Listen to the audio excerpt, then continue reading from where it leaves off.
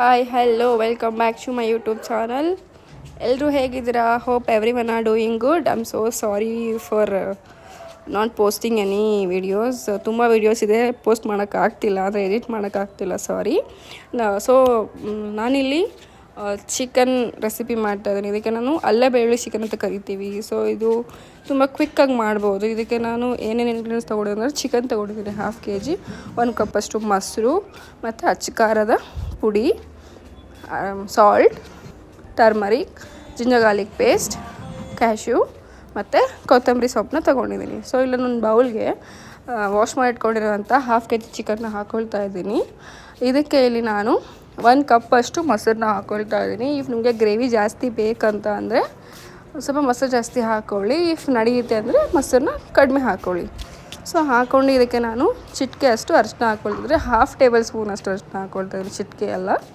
ಆಮೇಲೆ ನಾನಿಲ್ಲಿ ನಮಗೆ ಎಷ್ಟು ಖಾರ ಬೇಕೋ ಅಷ್ಟು ಖಾರ ಹಾಕ್ಕೊಳ್ಳಿ. ಸೊ ನಾವು ಚಿಕನ್ಗೆ ಒಂಚೂರು ಖಾರ ಅದು ಚೆನ್ನಾಗಿರುತ್ತೆ ಅಂತ ನಾನು ಸ್ವಲ್ಪ ಖಾರ ಜಾಸ್ತಿ ಹಾಕ್ಕೊಂಡಿದ್ದೀನಿ. ಆಮೇಲೆ ನಾನಲ್ಲಿ ರುಚಿಗೆ ತಕ್ಕಷ್ಟು ಉಪ್ಪನ್ನ ಕೂಡ ಹಾಕ್ಕೊಳ್ತಾ ಇದ್ದೀನಿ. ಆಮೇಲೆ ಇದಕ್ಕೆ ಮೇನ್ ಇಂಗ್ರೀಡಿಯೆಂಟ್ ಅಂದ್ರೇ ಅಲ್ಲ ಬೆಳ್ಳುಳ್ಳಿ ಪೇಸ್ಟು ಮತ್ತು ಮೊಸರು ಅಷ್ಟೇ. ಸೊ ಅಲ್ಲ ಬೆಳ್ಳುಳ್ಳಿ ಪೇಸ್ಟ್ನ ಒಂದು ಸ್ವಲ್ಪ ಜಾಸ್ತಿನೇ ಹಾಕ್ಕೊಳ್ಳಿ. ಜಾಸ್ತಿ ಅಂದರೆ ಒಂದು 2 ಟೇಬಲ್ ಸ್ಪೂನ್ ಅಲ್ಲ 3 ಟೇಬಲ್ ಸ್ಪೂನ್ ಆ ಥರ. ಸೊ ನಾನಿಲ್ಲಿ ಸ್ಟವ್ನ ಆನ್ ಮಾಡ್ಕೊಂಡು ಒಂದು ಪ್ಯಾನ್ನ ಇಕ್ಕಿ ಅದಕ್ಕೆ ಆಯಿಲ್ನ ಹಾಕ್ಕೊಳ್ತಾ ಇದ್ದೀನಿ. ನಾನ್ ವೆಜ್ಗೆ ಒಂಚೂರು ಆಯಿಲ್ ಇದ್ದರೆ ಸ್ವಲ್ಪ ಟೇಸ್ಟ್ ಚೆನ್ನಾಗಿರುತ್ತೆ. ಇಫ್ ನಿಮಗೆ ಆಯಿಲ್ ಜಾಸ್ತಿ ಇಷ್ಟ ಇಲ್ಲ ಅಂದರೆ ನೀವು ಕಡಿಮೆ ಆಯಿಲಲ್ಲಿ ಕೂಡ ಮಾಡ್ಕೋಬಹುದು. ಇಫ್ ಡಯಟ್ ಮಾಡೋರಿದ್ದರೆ ತೀರಾ ಆಯಿಲ್ ಕೂಡ ಹಾಕ್ಕೊಳ್ಳಾರ್ದೂ ಮಾಡ್ಕೋಬಹುದು. ವಿತೌಟ್ ಆಯಿಲ್ ಕೂಡ ಕುಕ್ ಮಾಡ್ಬೋದು. ಇಫ್ ನಿಮಗೆ ಆ ಥರ ವಿಡಿಯೋ ಬೇಕಂದರೆ ಪ್ಲೀಸ್ ಡೂ ಕಮೆಂಟ್, ನನಗೆ ನಾನು ಅದು ಕೂಡ ಪೋಸ್ಟ್ ಮಾಡ್ತೀನಿ. ಸೊ ಅದನ್ನೆಲ್ಲ ಮಿಕ್ಸ್ ಮಾಡ್ಕೊಂಡು ಆಯಿಲಲ್ಲಿ ಹಾಕ್ಕೊಳ್ತಾ ಇದ್ದೀನಿ. ಫಸ್ಟಿಗೆ ಒಂದು ಸ್ವಲ್ಪ ಚೆಕ್ ಮಾಡ್ಕೊಂಡು ನಾನು ಆಯಿಲ್ ಕಾಯ್ದಿದ್ದೀನಿ ಎಲ್ಲ ಅಂತ ಚೆಕ್ ಮಾಡಿ ಹಾಕ್ಕೊಳ್ತಾ ಇದ್ದೀನಿ. ಹಾಕ್ಕೊಂಡು ಚೆನ್ನಾಗಿ ಮಿಕ್ಸ್ ಮಾಡ್ಕೊಂಡು ಇದಕ್ಕೆ ಒಂದು 4 ರಿಂದ 5 ನಿಮಿಷ ಕುಕ್ ಮಾಡ್ತೀನಿ. ಲಿಡ್ನ ಕ್ಲೋಸ್ ಮಾಡಿಬಿಟ್ಟು ಕುಕ್ ಮಾಡ್ತೀನಿ. ಸ್ವಲ್ಪ ಮೀಡಿಯಮ್ ಫ್ಲೇಮಲ್ಲೇ ಇಟ್ಕೊಂಡಿದ್ದೀನಿ.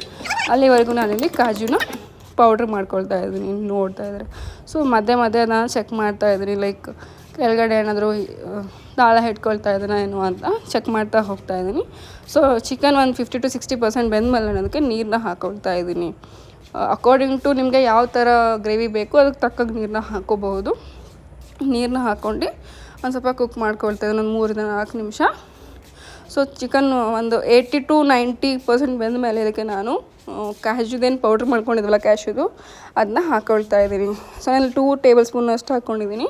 ಹಾಕ್ಕೊಂಡು ಒಂದು ಸ್ವಲ್ಪ 2 ರಿಂದ 3 ನಿಮಿಷ ಕುಕ್ ಮಾಡಿ ಸ್ಟವ್ನ ಆಫ್ ಮಾಡ್ಕೊಳ್ತಾ ಇದ್ದೀನಿ. ಸ್ವಲ್ಪ ಹುಷಾರಾಗಿ ನೋಡ್ಕೊಳ್ಳಿ, ಬಿಕಾಸ್ ಅದು ಬೇಗನೆ ಗಟ್ಟಿಯಾಗಿ ಹೋಗುತ್ತೆ ಕಾಜು ಪೌಡ್ರ್ ಹಾಕಿದ ತಕ್ಷಣವೇ. ಸೊ ಒಂದು ಸ್ವಲ್ಪ ಕೊತ್ತಂಬರಿ ಸೊಪ್ಪನ್ನ ಹಾಕಿ ಕಲಿಸ್ಬಿಟ್ಟು ಸರ್ವ್ ಮಾಡ್ಕೊಳ್ತಾ ಇದ್ದೀನಿ. ಐ ಹೋಪ್ ನಿಮಗೆ ಈ ವಿಡಿಯೋ ಇಷ್ಟ ಆಗಿದೆ ಅಂತ ಅಂದ್ಕೊಳ್ತಾ ಇದ್ದೀನಿ. Please do try and let me know ಹೇಗಿತ್ತು ಅಂತ ಕಮೆಂಟ್ ಮಾಡಿ ತಿಳಿಸಿ.